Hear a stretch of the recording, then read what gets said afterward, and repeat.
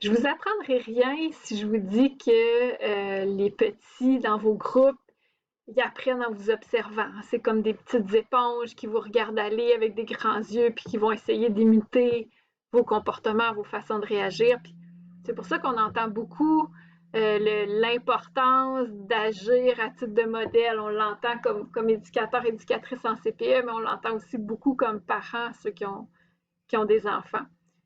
Mais être un modèle pour les enfants, ça ne veut pas dire être un modèle de perfection. Au contraire, le modèle parfait est imparfait parce que ce qu'on veut leur transmettre aux enfants, c'est pas que c'est qu'on n'a pas le droit de vivre de stress, puis qu'on n'a pas le droit d'être fatigué, puis qu'on n'a pas le droit d'être déstabilisé, puis qu'on n'a pas le droit d'avoir des peurs. Ce qu'on veut leur transmettre, c'est que c'est tout à fait normal de vivre ces émotions-là. Puis ce qu'on veut leur apprendre, c'est que qu'est-ce qu'on fait avec ces émotions-là.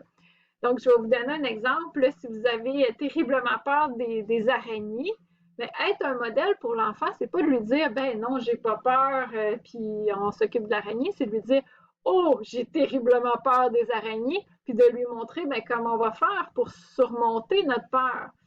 Euh, c'est la même chose au niveau de la performance. Hein. Des fois, comme adulte, on est bon pour essayer de mettre l'enfant sur le processus, de dédramatiser les erreurs, de dire aux enfants qui peuvent se tromper que c'est tout à fait correct, mais des fois, on ne se le permet pas.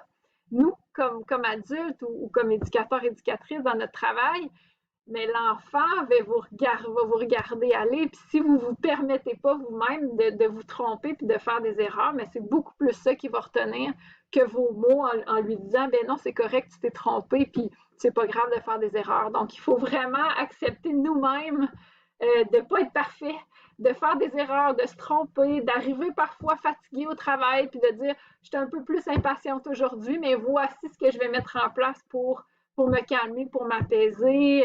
Peut-être que je vais modifier un peu l'horaire de la journée, peut-être que je vais introduire certaines activités plus calmes parce que j'ai pas l'énergie de faire la grosse activité que j'avais planifiée, tu sais, puis c'est correct. Donc, on voulait juste vous sensibiliser par rapport à ça parce qu'on entend beaucoup l'importance d'être un modèle. Il faut s'enlever un peu de la tête qu'un bon modèle, c'est un modèle parfait. Au contraire, un modèle parfait, c'est un modèle qui est imparfait.